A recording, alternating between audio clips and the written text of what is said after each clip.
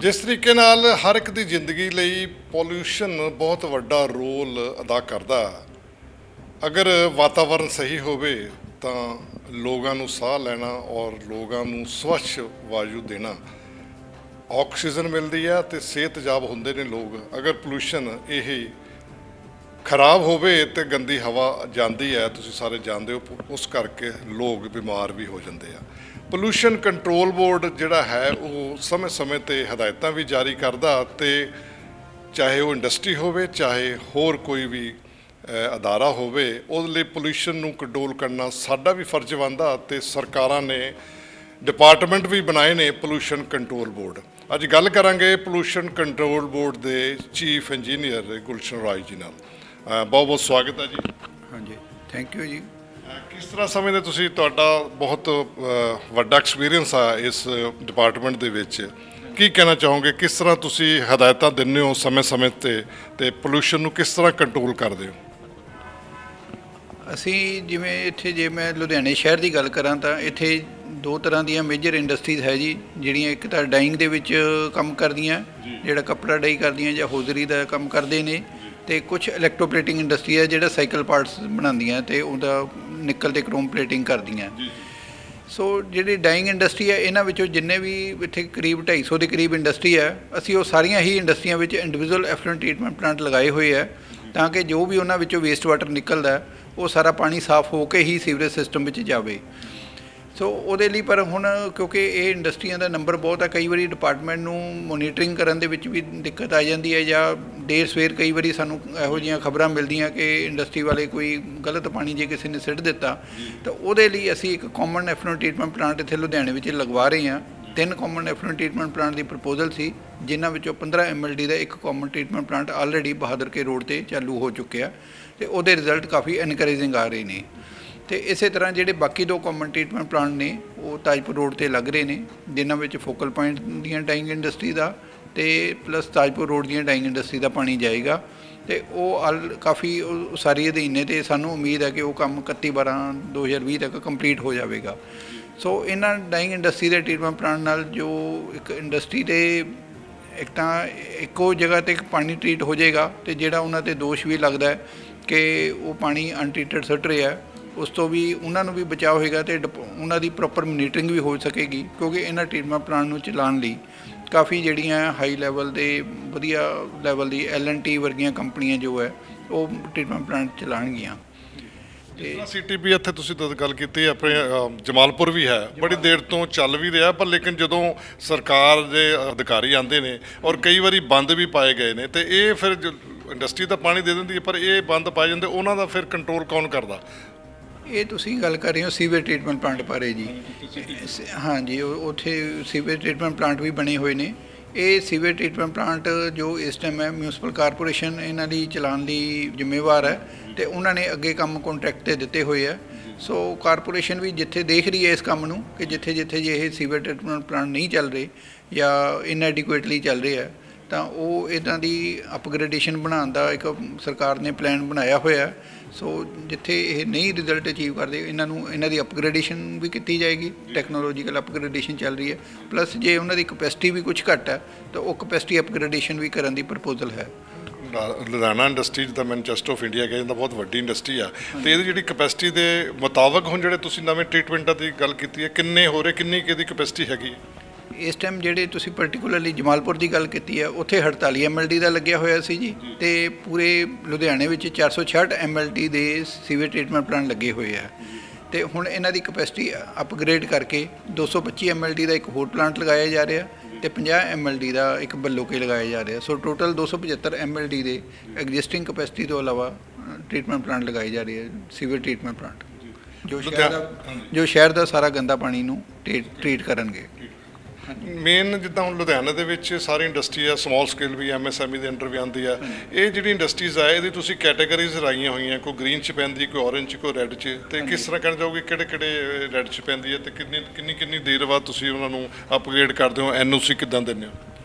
ਇਹ ਜਿਹੜੀ red orange ਜਾਂ ਗ੍ਰੀਨ ਕੈਟਾਗਰੀ ਦੀ ਤੁਸੀਂ ਗੱਲ ਕਰੀ, ਇਹਦੀ ਜਿਹੜੀ ਕੈਟਾਗਰਾਈਜੇਸ਼ਨ ਹੈ ਇਹ ਸੈਂਟਰ ਪੋਲਿਊਸ਼ਨ ਕੰਟਰੋਲ ਬੋਰਡ ਤੋਂ ਹੀ ਹੁੰਦੀ ਹੈ ਜੀ। ਸੋ ਕਿਉਂਕਿ ਆਲ ਓਵਰ ਇੰਡੀਆ ਯੂਨੀਫਾਰਮ ਹੁੰਦੀਆਂ, ਸੋ ਡੈਫੀਨੇਟਲੀ ਜੋ ਪੋਲਿਊਸ਼ਨ ਲੈਵਲ ਦੇ ਹਿਸਾਬ ਨਾਲ ਜਿਹੜੀਆਂ ਜ਼ਿਆਦਾ ਪੋਲਿਊਟਿੰਗ ਹੈ ਇੰਡਸਟਰੀਜ਼, ਉਹ ਰੈੱਡ ਕੈਟਾਗਰੀ ਵਿੱਚ, ਜਿਹੜੀਆਂ ਲੁਧਿਆਣੇ ਦੀਆਂ ਜਿਵੇਂ ਇਲੈਕਟ੍ਰੋਪਲੇਟਿੰਗ ਜਾਂ ਡਾਈਂਗ ਦੀ ਗੱਲ ਕਰੀਏ, ਕਿਉਂਕਿ ਇਹਨਾਂ ਦਾ ਪਾਣੀ ਕਾਫੀ ਬਾਕੀ ਇੰਡਸਟਰੀਆਂ ਦੇ ਮੁਕਾਬਲੇ ਥੋੜ੍ਹਾ ਜਿਹਾ ਜ਼ਿਆਦਾ ਟਰੀਟਮੈਂਟ ਦੀ ਲੋੜ ਹੁੰਦੀ ਹੈ, ਸੋ ਇਹ ਰੈੱਡ ਕੈਟਾਗਰੀ ਇੰਡਸਟਰੀ ਵਿੱਚ ਆਉਂਦੀਆਂ ਹਨ। ਅਤੇ ਜਿਹੜੀਆਂ ਔਰੰਜ ਕੈਟਾਗਰੀ ਵਿੱਚ ਵੀ ਉਹਨਾਂ ਦਾ ਕੁਛ ਪੋਲਿਊਸ਼ਨ ਹੁੰਦਾ, ਸੋ ਰੈੱਡ ਦੇ ਮੁਕਾਬਲੇ ਘੱਟ ਹੁੰਦਾ, ਅਤੇ ਗ੍ਰੀਨ ਵਿੱਚ ਜੋ ਆਲਮੋਸਟ ਜਿਹੜੀਆਂ ਦਾ ਨਿਗਲੀਜੀਬਲ ਪੋਲਿਊਸ਼ਨ ਹੁੰਦਾ।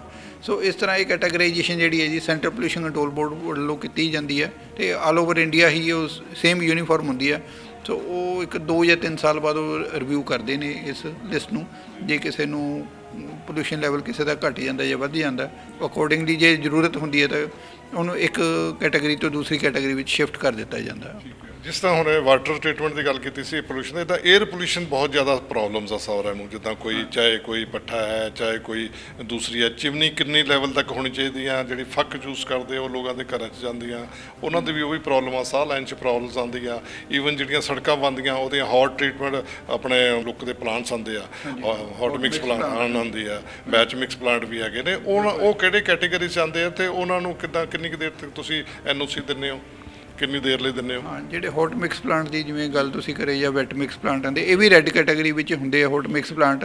ਇਹਨਾਂ ਦੇ ਵਿੱਚ ਵੀ ਇਹਨਾਂ ਦੇ ਹਾਂਜੀ, ਇਹਨਾਂ ਤੋਂ ਜੋ 에ਅਰ ਪੋਲਿਊਸ਼ਨ ਹੋਣ ਲਈ ਇਹਨਾਂ ਦੇ ਵੀ ਪੋਲਿਊਸ਼ਨ ਕੰਟਰੋਲ ਇਕੁਇਪਮੈਂਟ ਲਗਵਾਏ ਜਾਂਦੇ ਨੇ, ਅਤੇ ਉਹ ਅਸੀਂ ਉਹਨਾਂ ਦੀ regular time to time inspection ਕਰਦੇ ਹਾਂ ਕਿ ਉਹ ਪ੍ਰੋਪਰ ਪਲਾਂਟ ਚੱਲ ਰਹੇ ਜਾਂ ਨਹੀਂ ਚੱਲਦੇ। ਜੇ ਕਿਤੇ ਨਹੀਂ ਚੱਲਦੇ ਪਾਏ ਜਾਂਦੇ ਤਾਂ ਉਹਨਾਂ ਦੇ ਅਗੇਂਸਟ ਮਤਲਬ ਕਾਰਵਾਈ ਵੀ ਕੀਤੀ ਜਾਂਦੀ ਹੈ, ਅਤੇ ਕਈ ਉਹਨਾਂ ਦੇ ਕਨੈਕਸ਼ਨ ਵੀ ਕਟਵਾਏ ਜਾਂਦੇ ਆ ਕਿ ਜਾਂ ਅਸੀਂ ਈਵਨ ਜਿਹੜੀ ਅਥਾਰਟੀਜ਼ ਆ ਜਿਹੜੀ ਉਹਨਾਂ ਨੂੰ ਆਰਡਰ ਦਿੰਦੀਆਂ B&R ਜਾਂ ਹੋਰ ਮੰਡੀ ਬੋਰਡ ਵਗੈਰਾ ਵੀ ਸੜਕਾਂ ਦੇ, ਅਸੀਂ ਉਹ ਆਰਡਰ ਕੈਂਸਲ ਕਰਨ ਦੀ ਵੀ ਲਿਖਦੇ ਹਾਂ। ਉਹਨਾਂ ਦੇ ਟੈਂਡਰ ਜਿੱਦਾਂ ਠੇਕੇਦਾਰ ਲੈ ਲੈਂਦੇ ਆ, ਉਹ PWD ਦੇ ਅੰਡਰ ਆਉਂਦੇ ਆ, ਹੋਰ ਵੀ ਕਾਰਪੋਰੇਸ਼ਨ ਦੇ ਅੰਡਰ ਜਿੱਦਾਂ ਉਹ ਸਾਰੀਆਂ ਸੜਕਾਂ ਬਣਾਉਂਦੇ ਆ। ਅਤੇ ਇਹ ਕਿੰਨੀ ਦੇਰ ਦੇ ਤੁਸੀਂ NOC ਦਿੰਦੇ ਹੋ ਉਹਨਾਂ ਨੂੰ, ਕਿੰਨੀ ਦੇਰ ਲਈ? ਸਾਲ ਲਈ, 2 ਸਾਲ ਲਈ? ਜਿਹੜੇ ਰੈੱਡ ਕੈਟਾਗਰੀਜ਼ ਦੀ ਆਉਂਦੀਆਂ ਅਸੀਂ ਮੈਕਸੀਮਮ ਅਸੀਂ 5 ਸਾਲ ਦੀ ਦਿੰਦੇ ਹਾਂ ਜੀ। ਜੇ ਤਾਂ ਉਹਨੇ ਸਾਰੇ ਇੰਡਸਟਰੀ ਨੇ ਪੋਲਿਊਸ਼ਨ ਕੰਟਰੋਲ ਇਕੁਇਪਮੈਂਟ ਜਾਂ ਮੇਜਰਸ ਵੀ ਪੂਰੀਆਂ ਲਈਆਂ ਹੋਈਆਂ ਅਤੇ ਉਹ ਰਿਜ਼ਲਟ ਵੀ ਅਚੀਵ ਕਰ ਰਹੇ ਆ, ਤਾਂ ਅਸੀਂ ਉਹਨੂੰ 5 ਸਾਲ ਦੀ ਕੰਸੈਂਟ ਵੀ ਦੇ ਦਿੰਦੇ ਹਾਂ।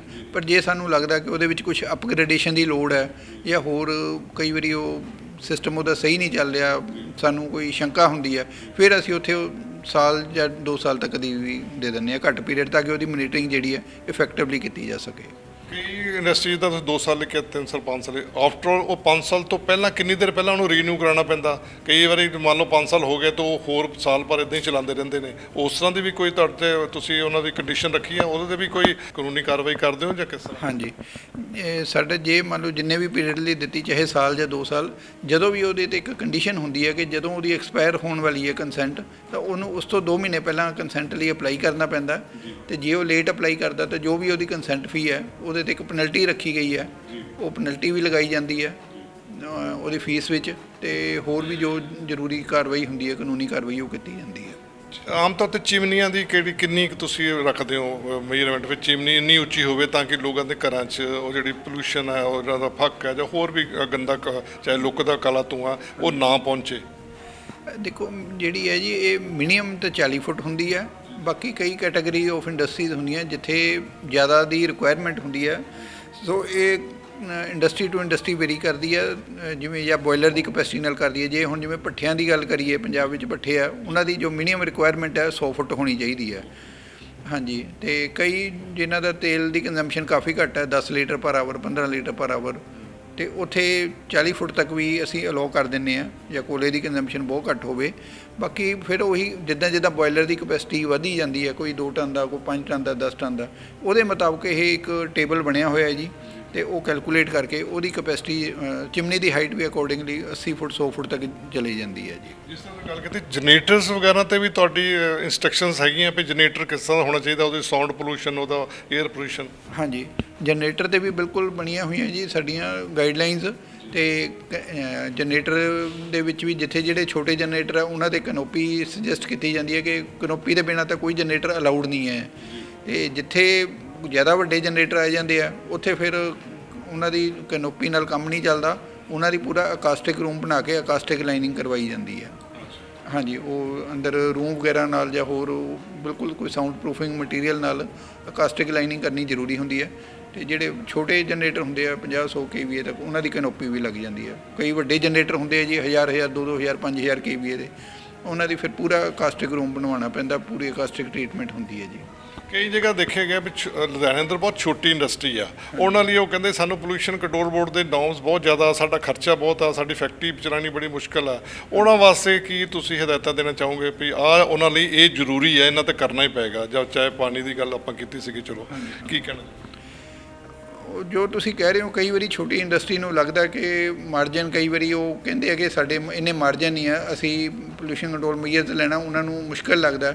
ਪਰ ਇਹ ਅੱਜ ਇੱਕ ਸਮੇਂ ਦੀ ਮੰਗ ਹੈ, ਅਤੇ ਜੋ ਸਾਡੇ ਜਿਵੇਂ ਤੁਸੀਂ ਸ਼ੁਰੂ 'ਚ ਕਿਹਾ ਇੰਟਰਵਿਊ ਦੇ ਕਿ ਸਾਡੇ ਲੋਕਾਂ ਦੀ ਸਿਹਤ ਦਾ ਮਸਲਾ ਹੈ, ਸਾਡੇ ਆਉਣ ਵਾਲੀ ਨਸਲਾਂ ਦਾ ਵੀ, ਅਸੀਂ ਵੀ ਰਹਿ ਰਹੇ ਹਾਂ। ਸੋ ਇਹ ਹੁਣ ਇੱਕ ਜ਼ਰੂਰੀ ਖਰਚਾ ਹੈ ਜਿਹਨੂੰ ਅਵੋਇਡ ਨਹੀਂ ਕੀਤਾ ਜਾ ਸਕਦਾ। ਜਿੱਦਾਂ ਬਿਜ਼ਨਸ ਦੇ ਵਿੱਚ ਬਾਕੀ ਖਰਚੇ ਹੈ, ਇਹਨੂੰ ਇੱਕ ਖਰਚੇ ਦਾ ਸਾਨੂੰ ਪਾਰਟ ਲੈ ਕੇ ਹੀ ਆਪਣਾ ਬਿਜ਼ਨਸ ਜਾਂ ਮਾਡਲ ਜਿਹੜਾ ਉਹ ਅਕੋਰਡਿੰਗਲੀ ਬਣਾਉਣੇ ਪੈਣੇ ਆ, ਉੱਦਾਂ ਹੀ ਚੱਲਣਾ ਪੈਣਾ। ਸੋ ਇਹ ਤਾਂ ਇੰਡਸਟਰੀ ਟੂ ਇੰਡਸਟਰੀ ਵੇਰੀ ਕਰਦਾ ਖਰਚਾ, ਤੁਹਾਡੀ ਗੱਲ ਠੀਕ ਹੈ ਜੀ। ਸੋ ਪਰ ਇਹ ਖਰਚਾ ਇੱਕ ਜ਼ਰੂਰੀ ਖਰਚਾ ਹੈ ਜਿਹੜਾ ਇਹਨੂੰ ਅਵੋਇਡ ਨਹੀਂ ਕੀਤਾ ਜਾ ਸਕਦਾ। ਸੋ ਮੇਰੀ ਇੰਡਸਟਰੀ ਵਾਲੇ ਭਰਾਵਾਂ ਨੂੰ ਇਹੀ ਬੇਨਤੀ ਹੈ ਕਿ ਇਸ ਨੂੰ ਇੱਕ ਬੋਝ ਨਾ ਸਮਝਣ, ਸਗੋਂ ਇੱਕ ਸਾਡੀ ਆਉਣ ਵਾਲੀ ਜਨਰੇਸ਼ਨ ਲਈ ਇੱਕ ਜ਼ਰੂਰੀ ਇਨਪੁਟ ਸਮਝਣ, ਜਿਹੜੀ ਕਿ ਸਾਡੀ ਇੱਕ ਮੋਰਲ ਡਿਊਟੀ ਬਣਦੀ ਹੈ ਅਤੇ ਸੋਸ਼ਲ ਰਿਸਪੋਂਸੀਬਿਲਿਟੀ ਬਣਦੀ ਹੈ। ਅਤੇ ਇਹਨੂੰ ਕਰਕੇ ਜਿੱਥੇ ਅੱਛਾ ਡਿਪਾਰਟਮੈਂਟ ਦੀ ਵੀ ਅਸੀਂ ਗਾਈਡੈਂਸ ਦੀ ਲੋੜ ਹੁੰਦੀ ਹੈ, ਸਾਡੇ ਸਾਰੇ ਆਫਿਸਰ ਇਸ ਗੱਲੋਂ ਵੈਲ ਟ੍ਰੇਨਡ ਨੇ, ਉਹ ਪੂਰਾ ਇੰਡਸਟਰੀ ਨੂੰ ਗਾਈਡ ਵੀ ਕਰਦੇ ਆ ਕਿ ਹਾਂਜੀ ਜੋ ਵੀ ਉੱਥੇ ਪੋਲਿਊਸ਼ਨ ਕੰਟਰੋਲ ਇਕੁਇਪਮੈਂਟ ਲੱਗਣ ਦੀ ਲੋੜ ਹੈ, ਉਹਨਾਂ ਨੂੰ ਗਾਈਡ ਪ੍ਰੋਪਰ ਦਿੱਤੀ ਜਾਂਦੀ ਹੈ, ਗਾਈਡੈਂਸ ਵੀ ਇਸ ਟਾਈਪ ਦਾ ਇਕੁਇਪਮੈਂਟ ਲਗਾਓ। ਸੋ ਇਹ ਇੱਕ ਜ਼ਰੂਰੀ ਖਰਚਾ ਜੀ, ਅਤੇ ਸਾਰੇ ਇੰਡਸਟਰੀ ਵਾਲਿਆਂ ਨੂੰ ਬੇਨਤੀ ਹੈ ਕਿ ਇਹਨੂੰ ਇੱਕ ਆਪਣਾ ਸਿਸਟਮ ਜ਼ਰੂਰ ਲਗਾਉਣ ਤਾਂ ਕਿ ਅਸੀਂ ਜਿਹੜਾ ਪ੍ਰੋਪਰ ਜਿਹੜਾ ਸਾਨੂੰ ਪੀਣ ਵਾਲਾ ਪਾਣੀ ਹੈ ਉਹ ਸਵੱਛ ਮਿਲ ਸਕੇ, ਅਤੇ ਏਅਰ ਹੈ ਜੋ ਅਸੀਂ ਉਹਨੂੰ ਇੱਕ ਸਾਫ਼ ਹਵਾ ਦੇ ਵਿੱਚ ਸਾਹ ਲੈ ਸਕੀਏ। ਕਿਉਂਕਿ ਜਿਹੜੇ ਇਹ ਅਸੀਂ ਥੋੜ੍ਹੇ ਜਿਹਾ ਕਈ ਵਾਰੀ ਖਰਚੇ ਬਚਾਉਣ ਲਈ ਜਿਹੜੇ ਲੋਕਾਂ ਨੂੰ ਸਾਹ ਦੀਆਂ ਬਿਮਾਰੀਆਂ ਹੋ ਰਹੀਆਂ, ਸਾਰੇ ਹੀ ਰਹਿੰਦੇ ਆ, ਚਾਹੇ ਕੋਈ ਸਾਹ ਦੀ ਬਿਮਾਰੀ ਹੈ, ਕੋਈ ਕੈਂਸਰ ਟਾਈਪ ਬਿਮਾਰੀਆਂ, ਜੇ ਉਹ ਪੋਲਿਊਸ਼ਨ ਕਰਕੇ ਹੁੰਦੀਆਂ ਤਾਂ ਉਹ ਕਈ ਲੋਕਾਂ ਦਾ ਬਹੁਤ ਜ਼ਿਆਦਾ ਖਰਚਾ ਵਧਾ ਦਿੰਦੀਆਂ। ਸੋ ਇਸ ਕਰਕੇ ਇਹ ਤਾਂ ਇੱਕ ਜੋ ਵੀ ਪੋਲਿਊਸ਼ਨ ਕੰਟਰੋਲ ਮੇਜਰਸ ਲੈਣੀ ਹੈ, ਖਰਚਾ ਚਾਹੇ ਜ਼ਿਆਦਾ ਜਿੱਦਾਂ ਵੀ ਹੈ ਜੀ, ਇਹ ਤਾਂ ਇੱਕ ਜ਼ਰੂਰੀ ਖਰਚਾ, ਅਤੇ ਇਹਨੂੰ ਕਰਨਾ ਦੀ ਮੇਰੀ ਸਾਰਿਆਂ ਨੂੰ ਇਹੀ ਬੇਨਤੀ ਹੈ। ਲੁਧਿਆਣੇ ਵਿੱਚ ਹੁਣ ਤੁਸੀਂ ਦੇਖੋ ਕੋਵਿਡ ਕਰਕੇ ਆਉਣਾ ਜਾਣਾ ਵੀ ਰਿਸਟ੍ਰਿਕਟਡ ਹੋ ਗਿਆ, ਅਤੇ ਤੁਸੀਂ ਕਿਸ ਤਰ੍ਹਾਂ ਆਪਣੇ ਪੋਲਿਊਸ਼ਨ ਕੰਟਰੋਲ ਬੋਰਡ ਦੀ ਡਿਪਾਰਟਮੈਂਟ ਦੀ ਕਾਰਵਾਈ ਕਰਦੇ ਹੋ ਇਸ ਵੇਲੇ ਤਾਂ ਕਿ ਲੋਕ ਜ਼ਿਆਦਾ ਨਾ ਤੁਹਾਡੇ ਕੋਲ ਆਉਣ, ਅਤੇ ਉਹਨਾਂ ਦਾ ਤੁਸੀਂ ਕੀ ਆਪਣਾ ਸਿਸਟਮ ਰੱਖਿਆ ਹੋਇਆ?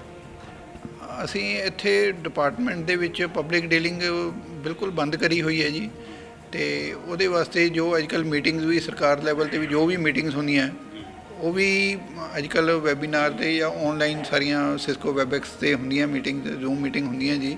ਅਤੇ ਬਾਕੀ ਸਵੇਰੇ ਸ਼ਾਮ ਇਹਨੂੰ ਦਫ਼ਤਰ ਨੂੰ ਅਸੀਂ ਸੈਨੀਟਾਈਜ਼ ਵੀ ਕਰਵਾਉਂਦੇ ਹਾਂ, ਪੂਰਾ ਹੈ ਜੀ ਸਾਡਾ ਸਿਸਟਮ ਬਣਿਆ ਹੋਇਆ ਕਿ ਪੂਰਾ ਦਫ਼ਤਰ ਨੂੰ ਸੈਨੀਟਾਈਜ਼ ਕਰਿਆ ਜਾਂਦਾ। ਬਾਕੀ ਜਿਵੇਂ ਤੁਸੀਂ ਆਏ ਆ, ਅਸੀਂ ਉਹ ਥਰਮਾਮੀਟਰ ਨਾਲ ਜਿਹਨੇ ਜੇ ਕੋਈ ਆਉਂਦਾ ਵੀ ਹੈ ਵਿਜ਼ਿਟਰ, ਤਾਂ ਉਹਦੀ ਪੂਰਾ ਉਹਦਾ ਚੈੱਕ ਕਰਕੇ ਵੀ ਉਹਦਾ ਟੈਂਪਰੇਚਰ ਕੀ ਹੈ।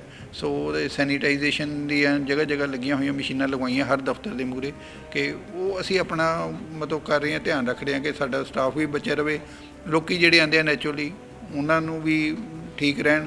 ਸੋ ਇਹਦੇ ਵਾਸਤੇ ਅਸੀਂ ਆਪਣੇ ਵੱਲੋਂ ਪੂਰੀ ਪ੍ਰੀਕਾਸ਼ਨਸ ਲੈ ਰਹੇ ਹਾਂ। ਇਹਦੇ ਨਾਲ NOC ਲੋਕਾਂ ਨੂੰ ਸਹੂਲਤ ਹੋਏਗੀ, ਹੁਣ ਅੱਗੇ ਤੋਂ ਔਨਲਾਈਨ ਜਿਹੜੀ ਕਰਦੇ ਆ NOC ਤੁਹਾਨੂੰ ਦੇਣ ਦੇ ਵਿੱਚ ਕਾਫੀ ਫਰਕ ਪਏਗਾ? ਹਾਂਜੀ, ਅਸੀਂ NOC ਕਾਫੀ ਦੇਰ ਤੋਂ ਵੈਸੇ ਔਨਲਾਈਨ ਸਿਸਟਮ ਸ਼ੁਰੂ ਕਰਿਆ ਹੋਇਆ ਜੀ, ਇਹ ਡਿਪਾਰਟਮੈਂਟ ਨੇ ਕਾਫੀ ਬਾਕੀ ਸਟੇਟਸ ਦੇ ਮੁਕਾਬਲੇ ਪੰਜਾਬ ਮੋਹਰੀ ਰਿਹਾ ਇਸ ਗੱਲ ਦੇ ਵਿੱਚ ਕਿ ਔਨਲਾਈਨ ਜਿਹੜਾ ਅਸੀਂ ਉਹਨਾਂ ਨੂੰ NOC ਜਾਂ ਕੰਸੈਂਟ ਦਿੰਦੇ ਹਾਂ। ਅਤੇ ਹੁਣ ਕੋਵਿਡ ਦੀ ਸਿਚੁਏਸ਼ਨ ਨੂੰ ਦੇਖਦੇ ਹੋਏ ਹੋਰ ਵੀ ਸਾਡੇ ਡਿਪਾਰਟਮੈਂਟ ਨੇ ਪਿੱਛੇ ਜੇ ਇੰਸਟਰਕਸ਼ਨਾਂ ਇਸ਼ੂ ਕਰੀਆਂ ਇੰਡਸਟਰੀ ਦੀ ਫੈਸਿਲਿਟੀ ਲਈ, ਵੀ ਜਿਨ੍ਹਾਂ ਦੀ ਕੰਸੈਂਟ ਹੁਣ 30/6/20 ਜਾਂ ਉਸ ਤੋਂ ਬਾਅਦ ਐਕਸਪਾਇਰ ਹੋ ਰਹੀ ਸੀ, ਤਾਂ ਉਹਨਾਂ ਸਾਰਿਆਂ ਨੂੰ ਜਦੋਂ ਜੇ ਉਹ ਅਪਲਾਈ ਕਰਦੇ ਆ ਤਾਂ ਉਹ ਕੰਸੈਂਟ ਉਹਨਾਂ ਨੂੰ ਬਿਨਾਂ ਇੰਸਪੈਕਸ਼ਨ ਦੇ 31 ਮਾਰਚ 2021 ਤੱਕ ਐਕਸਟੈਂਡ ਕਰ ਦਿੱਤੀ ਜਾਂਦੀ ਹੈ। ਸੋ ਇਹ ਸਾਡੇ ਵੱਲੋਂ ਕੋਵਿਡ-19 ਸਿਚੁਏਸ਼ਨ ਨੂੰ ਦੇਖਦੇ ਹੋਏ ਇੰਡਸਟਰੀ ਨੂੰ ਰਾਹਤ ਵੀ ਦਿੱਤੀ ਗਈ ਹੈ। ਹਾਂਜੀ ਰਾਏ ਸਾਹਿਬ, ਬਹੁਤ ਬਹੁਤ ਤੁਹਾਡਾ ਧੰਨਵਾਦ। ਸਮਾਂ ਹੋ ਗਿਆ, ਤੁਸੀਂ ਬਹੁਤ ਅੱਛੀ ਜਾਣਕਾਰੀ ਦਿੱਤੀ ਹੈ, ਲੋਕਾਂ ਨੂੰ ਸਮਝ ਆ ਗਈ ਹੋਣੀ ਹੈ ਜਿਹੜੇ ਇੰਡਸਟਰੀਸ ਆ, ਚਾਹੇ ਛੋਟੀ ਇੰਡਸਟਰੀ ਹੈ, ਚਾਹੇ ਵੱਡੀ ਹੈ, ਚਾਹੇ MSCB ਦੇ ਅੰਡਰ ਆਉਂਦੇ ਆ, ਲੇਕਿਨ ਉਹਨਾਂ ਨੂੰ ਇਹ ਜ਼ਰੂਰ ਧਿਆਨ ਰੱਖਣਾ ਪਏਗਾ ਕਿ ਪੋਲਿਊਸ਼ਨ ਕੰਟਰੋਲ ਬੋਰਡ ਦੇ ਨੋਰਮ ਜਿਹੜੇ ਜ਼ਰੂਰ ਫੋਲੋ ਕਰਨ, ਵਿਦਾਊਟ NOC ਕੋਈ ਵੀ ਫੈਕਟਰੀ ਨਾ ਚਲਾਏ, ਨਹੀਂ ਤਾਂ ਇਹਨਾਂ ਦੀਆਂ ਬੜੀਆਂ ਸਖਤ ਹਦਾਇਤਾਂ ਵੀ ਕਨੈਕਸ਼ਨ ਵੀ ਕੱਟਿਆ ਜਾ ਸਕਦਾ। ਪਿੱਛੇ ਤੁਸੀਂ ਦੇਖਿਆ ਨਾ ਡਾਈਂਗ ਦੀਆਂ ਇੰਡਸਟਰੀ ਤੱਕ ਵੀ ਲੌਕ ਕਰ ਦਿੱਤੀਆਂ ਗਈਆਂ ਸੀ। ਅਗਰ ਕੋਈ ਪੋਲੂਸ਼ਨ ਫੈਲਾਉਂਦਾ ਤਾਂ ਉਹ ਆਪ ਜ਼ਿੰਮੇਦਾਰ ਹੋਏਗਾ। ਔਰ ਅਸੀਂ ਵੀ ਇਹ ਚਾਹੁੰਦੇ ਇਸ ਮੰਚ ਤੋਂ ਵੀ ਆਉਣ ਵਾਲੇ ਸਮੇਂ ਦੇ ਵਿੱਚ ਤੁਸੀਂ ਪੋਲੂਸ਼ਨ ਦੇ ਜਿਹੜੇ ਨੋਰਮਸ ਦਿੱਤੇ ਗਏ ਉਹਦੀਆਂ ਜ਼ਰੂਰ ਪਾਲਣਾ ਕਰੋ। ਕੈਮਰਾਮੈਨ ਜਸਵਿੰਦਰ ਦੇ ਨਾਲ ਰਾਜੇਸ਼ ਮਹਿਰਾ, ਲੁਧਿਆਣਾ।